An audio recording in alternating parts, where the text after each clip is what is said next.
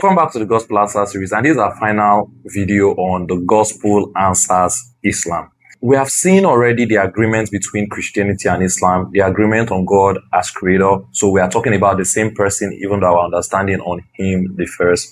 Then we have seen the other, a minor or slight difference, which is an historical one, and it can become weighty in certain discussions, but I just wanted to put that aside. And I believe that the real distinction between Christianity and Islam, and in some other video we also address Judaism in this regard, is how we see sin. How we see sin in this world. I can also say how we see contradiction in this world. So there are those who see sin as merely a matter of a juridical issue. That means it's something of you have done a wrong against the constitution, you are meant to be judged before the courts, and then that was going to be dealt with. So the way we see sin or the contradiction in the world is a bit different. In the Christian faith, sin is fundamentally ontological. And please don't miss what this word means. Ontological means it's an issue of the nature of the world, even though it did not come from God. That means sin goes down to the nature of the world. So in other belief systems, I believe, including Islam, it's easy to take it that God is responsible for both good and evil for whatever ends he wants to do. But that is a difficult thing to substantiate in the Christian faith.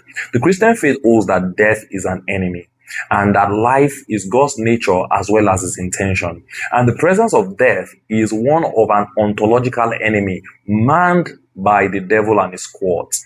This difference is now what determines how we believe sin is also to be resolved. If you believe sin is merely juridical, is a matter of justice based on rules created and deviated from, then you believe the solution is for one to stand before a judge, to be examined, where found guilty, to suffer the punishment that such a person deserves, and that's the end of it. But if sin is beyond that and is an ontological issue, then all of us are under the bondage of this ontological problem, and we need deliverance, salvation, redemption from the bondage of sin and death.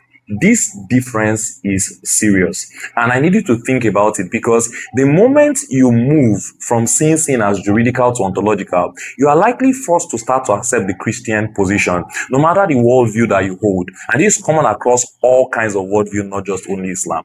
The moment sin is ontological, and is that it has affected the world from the root and foundation, keeping everybody under its bondage because of what had gone wrong from the beginning, then we require an ontological solution to an ontological problem, not merely we ourselves suffering or dealing with the juridical problem. Now, those who see sin as juridical will say, why would someone else suffer for what someone has done wrong? That seems unjust, and therefore redemption